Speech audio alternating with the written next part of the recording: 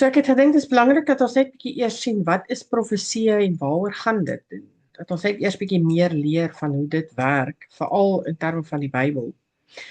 So ongeveer 25% van die Bybel is geskryf in profesie, in die manier van profesie.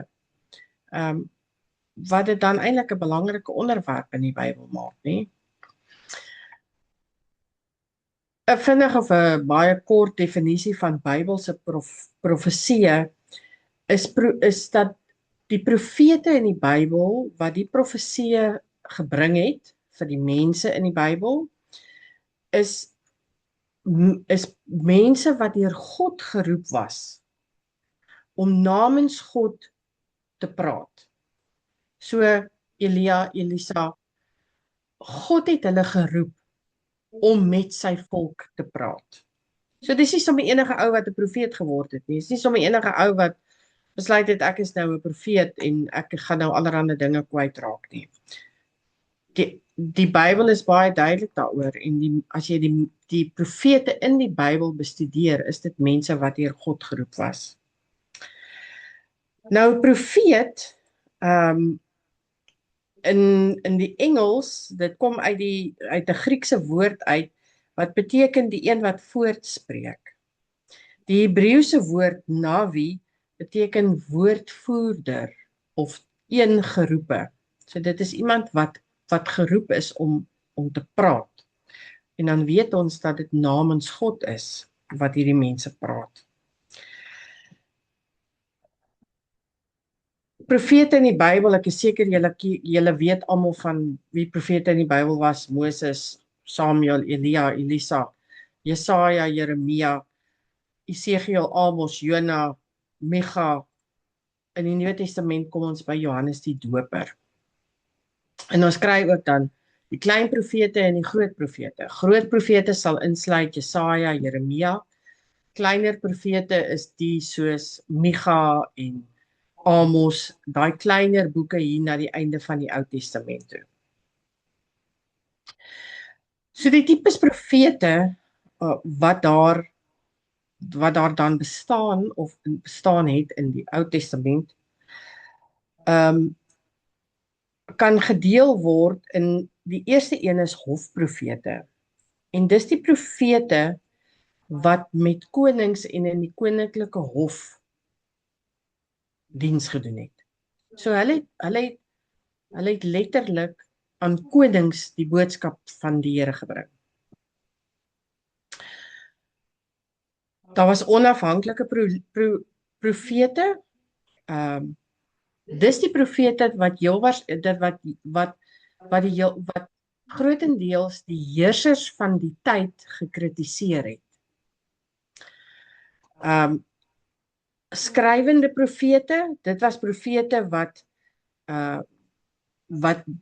boodskappe aan die volk gebring het en dis in boekvorm opgeneem en dan in die Bybel geplaas. En dan kry ons die apokaliptiese profete.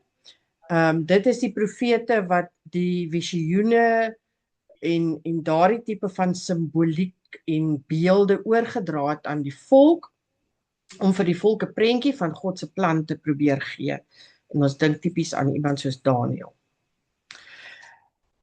Nou daar's 'n bietjie verskil in terme van profesie en profete in die omgewing van Judaïsme teenoor die Christendom.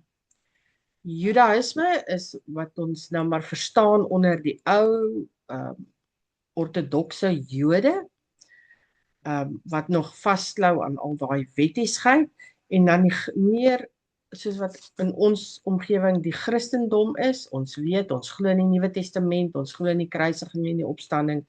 So daar's 'n bietjie verskil in terme van hoe hierdie twee profete en profesie sien. Nou in Judaïsme word profete nog steeds gesien as iemand wat God se volk Israel, onthou, die ou ortodokse profete wat aan hierdie wette vasklou en so, hulle omgewing is nog steeds en hulle agtergrond en hulle leefwyse is nog steeds soos wat ou Israel was. So hoewel hulle aangepas het by die moderne samelewing, leef daai mense nog steeds in 19 toet, waar hulle nog steeds vasklou aan hierdie wettiesheid. En vir hulle is profete en profesie gekoppel aan die verbond wat daar bestaan het met God, tussen God en Israel. So dis waaroor profeseë en profete vir hulle gaan.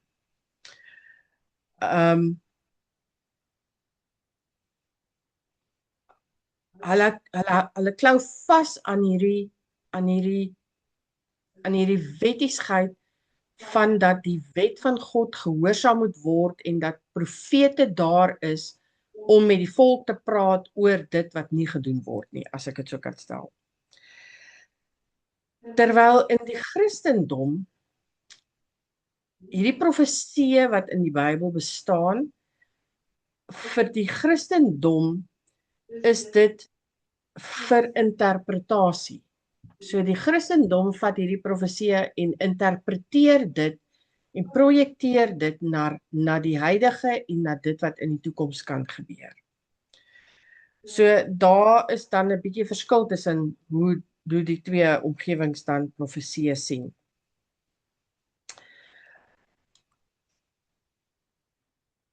Ons sien temas wat deur profeseë gedek word. By uitstek die grootste gedeelte, veral in die omgewing van Judaïsme, is die getrouheid aan God. Omdat hulle dit baseer op hierdie verbond wat nog steeds tussen God en sy volk bestaan.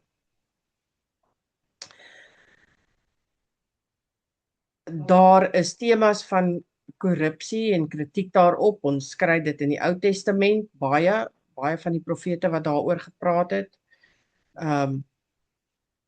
Die hoop wat die profeet vir die volk bring nadat daar 'n ramp was. Ons dink tipies aan die ballingskap en die profete wat in die tyd van die ballingskap geleef het en hoop vir die volk gebring het en met daardie hoop dat daar 'n herstel op vrede sou wees vir die volk.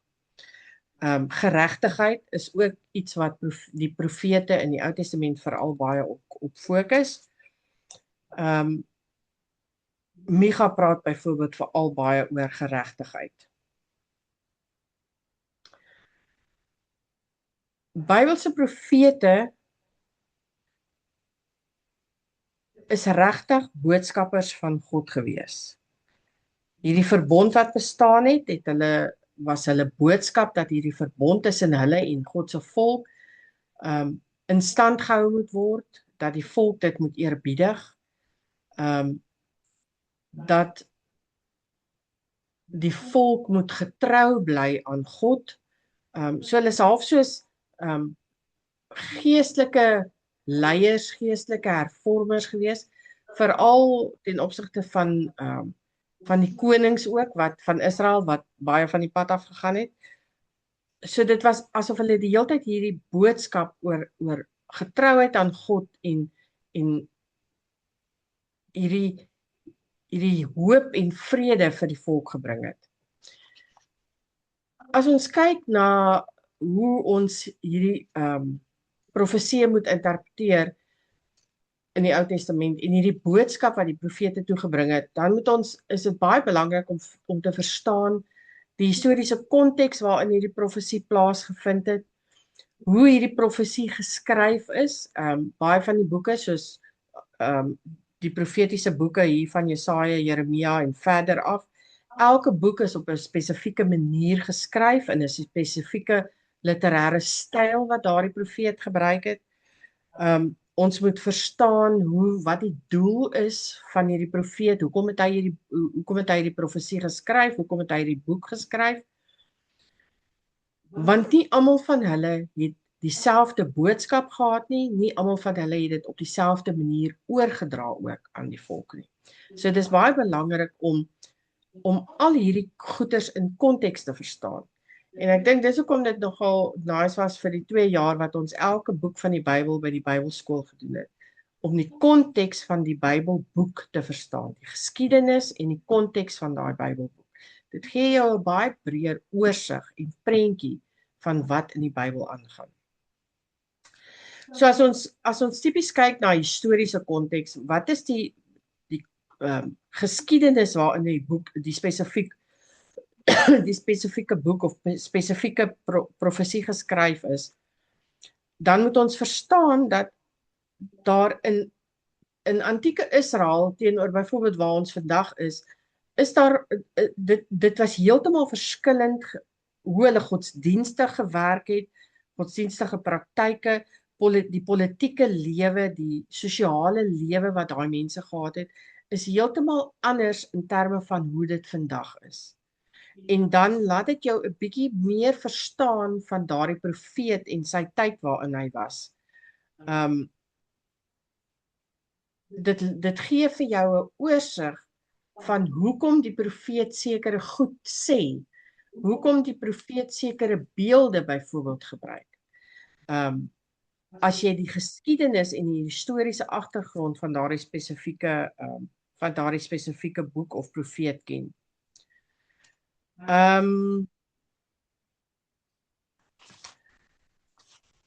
Ons kyk ook na as jy byvoorbeeld kyk na 'n spesifieke voorbeeld, as ons kyk na die ballingskap byvoorbeeld, toe Israel in ballingskap ingegaan het.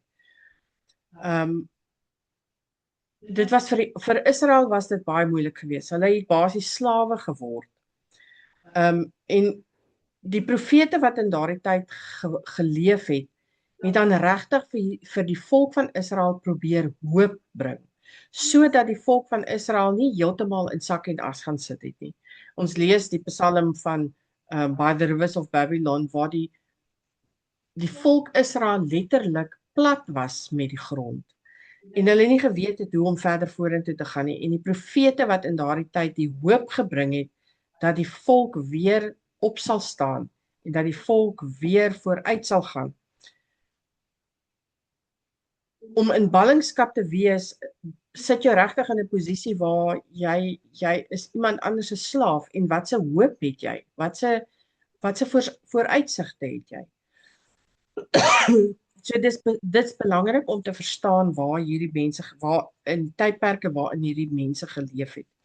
Hulle sosiale omgewings, in watter omstandighede het hulle geleef? Sosiale status in die omgewing waar hulle gebly het en gewoon en gewerk het, as slawe of as in die koninklike hof of wat ook al hulle in hulle sosiale omgewing gedoen het. Is baie belangrik om te verstaan. Die doel van 'n profesie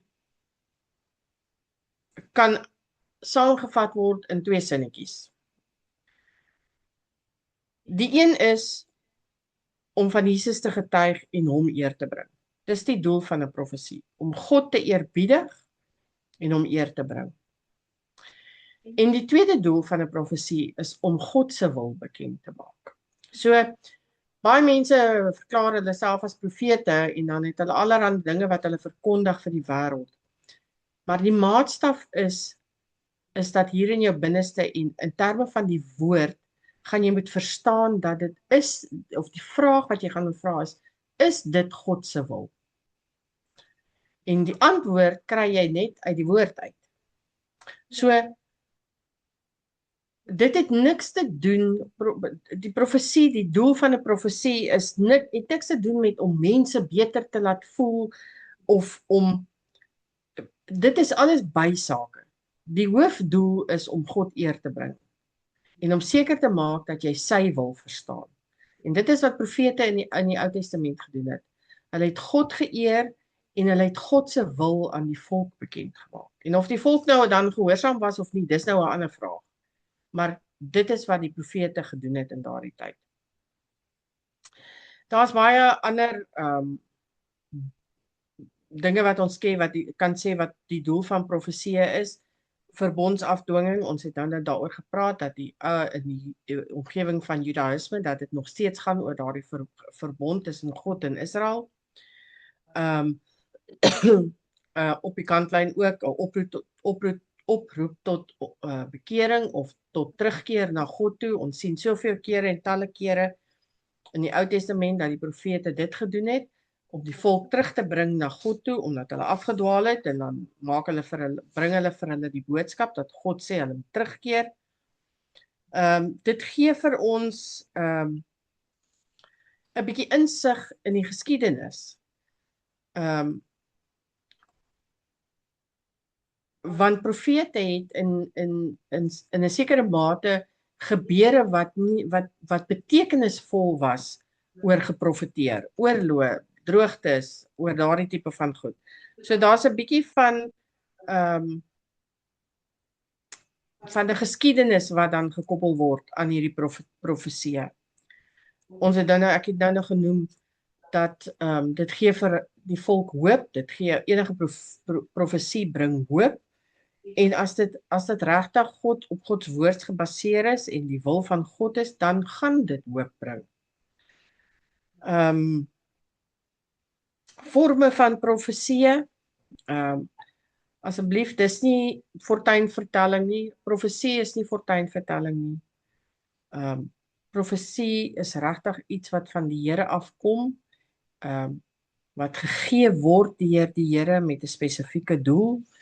Dis nie sommer maar net iets wat ligtelik opgeneem moet word nie. En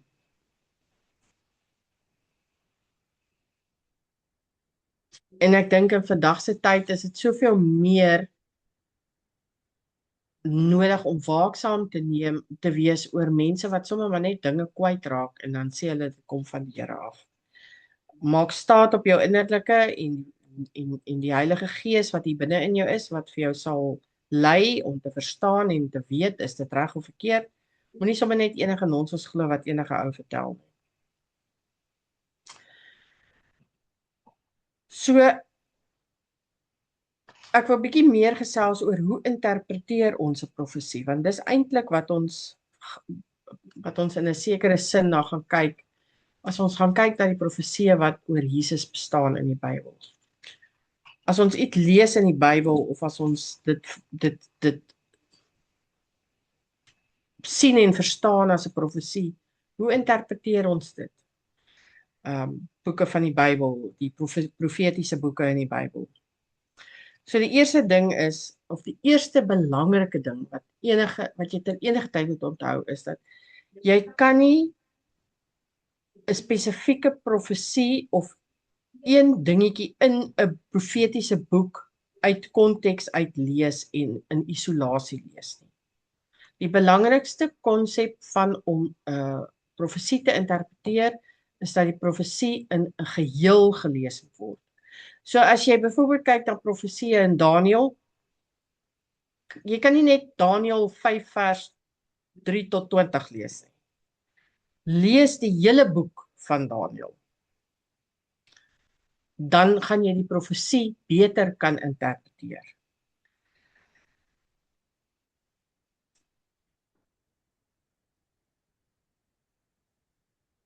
Ons kyk byvoorbeeld na as ons kyk na konteks, die historiese omgewing, die gehoor, die politieke agtergrond, die verbondstemas wat daaraan verbind was. En net om spesifieke voorbeelde te gee, waar Jeremia vir Jerusalem waarsku oor die Babiloniese verowering. Jeremia het vir hulle gesê dat hulle gaan in ballingskap ingaan. Amos met die uitbuiting van die armes in Israel wat hy veroordeel het. Jesaja in die Assiriese bedreigings en nasionale onstabiliteit. So daar is sekere historiese kontekste wat aan hierdie en politieke kontekste wat aan hierdie goed gekoppel word waaraan 'n mens moet aandag gee. Die tweede ding wat ons moet onthou as ons die eerste is om te kyk na die oorspronklike konteks. Die tweede is soos ek nou genoem het, die literêre styl van die boek. Verstaan die skrywer van die boek, wie was hy, uit watter agtergrond kom hy, waar het hy groot geword, hoe het hy groot geword. Ons kyk as ons byvoorbeeld na Samuel kyk, ons ken almal vir Samuel. waar het hy groot geword, hoe het hy groot geword en hoe het hy dan een van God se profete geword en dan hoe die boek geskryf is in watter styl. Baie boeke is geskryf in 'n poëtiese styl, dat dit soos poesie is. Baie boeke is geskryf in 'n prosa styl, dat dit soos 'n storie is. So verstaan die styl waarin die boek geskryf is en dan die profeet se agtergrond waaruit hy kom.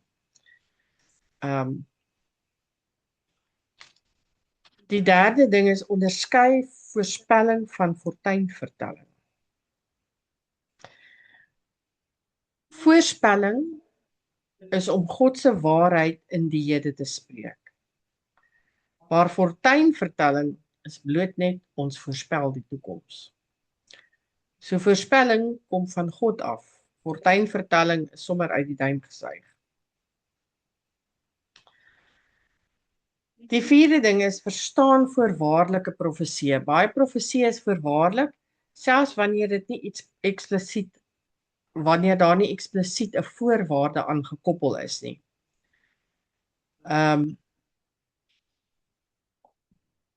Ons kry in baie van die profetiese boeke waar die profeet sê, maar as julle nie tot insig, tot inkeer kom nie, dan gaan dit gebeur. Of dan gaan daar oordeel wees, of wat ook al die uiteinde gaan wees. Maar as julle tot inkeer kom en berou toon en na die Here toe terugdraai, dan gaan daar herstel wees of daar gaan verbetering wees. So dis nie 'n voorwaarde nie, maar indirek is daar 'n voorwaarde aangekoppel vir as jy in die verkeerde rigting gaan of in die regte rigting gaan as volk. Die vyfde ding is oorweeg veelvuldige vervullings.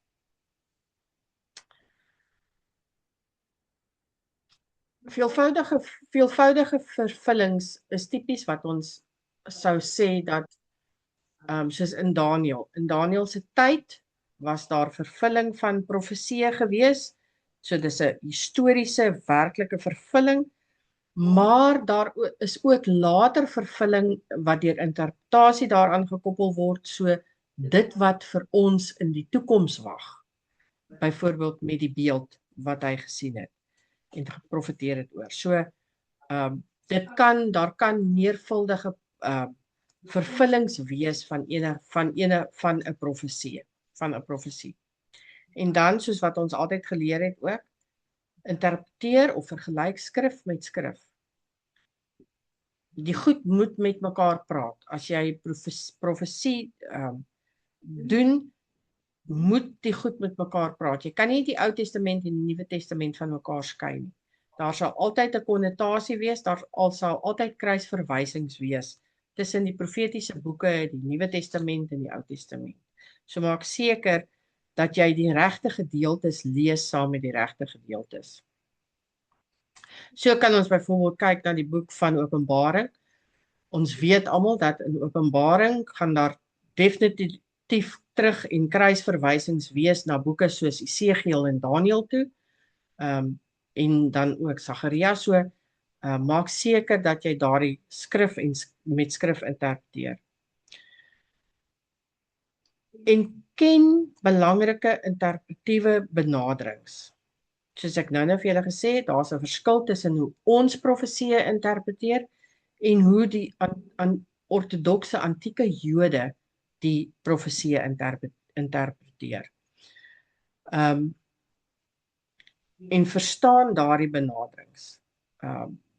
Dit is maar net so dat die sienings verskil en dat dit nie noodwendig, die een is nie noodwendig reg of verkeerd nie, maar in terme van om dit beter te verstaan, is dit belangrik om alle interpretasies van 'n profesie te verstaan.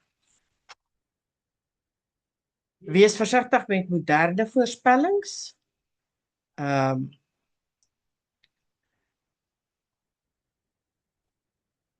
Want voorspellings is nie dalk noodwendig altyd 'n profesie nie. So, wees versigtig wat jy lees, waarna jy kyk in terme van profeseë. nie sommer enige nonsens opvreet wat enige ou daar buite uitsit nie. En dan die laaste en belangrike ding is fokus op die sentrale boodskap. Sentrale boodskap en die doelwit van 'n profesie is baie belangrik. Getrouheid, geregtigheid, bekering, hoop, terugkeer en getrouheid aan God. Dis waaroor 'n profesie gaan. So dit is nie bloot net duimsuig en sommer enige iets daar buite sit nie. Kom ons maak seker dat as ons na profeseë kyk dat ons dit reg interpreteer, of as ons dit nie verstaan nie, dat ons die regte bronne gebruik om ons te help om dit te verstaan. En om profeseë te interpreteer is nie 'n maklike ding nie. Ek het al baie opgelees daaroor en ek dink nie enige een persoon verstaan dit ten volle nie. Oor die toekoms en wat in die toekoms gaan gebeur en wat God se doel met die wêreld is en waarheen die wêreld beweeg. Ja, ons lees almal Openbaring en ons lees Daniël en ons lees Esegiel, maar nie een van ons weet werklik wat dit gaan bring, wat dit gaan inhou vir ons nie, wat dit gaan bring vir die wêreld nie. As baie sienings, daar's baie ouens daar buite wat sienings uitsit, maar niemand weet eintlik regtig nie. So dit is maar net maak net seker dat jy lees die regte dinge en dat jy kyk na die regte dinge as jy hierdie goed begin ondersoek. Dit is iets waar ek my nog nie begewe het nie, want dit is iets wat ek dink baie moeilik is om te verstaan en dis die eindtye. Om die profeseë oor Jesus te verstaan en dat hy sou kom om die wêreld te verlos, dis 'n makliker tema om in te gaan as wat die eindtyd profeseë oor die eindtyd is. So ek dink dit is baie jare se studies om profeseë oor die eindtyd te verstaan. Okay, dankie julle.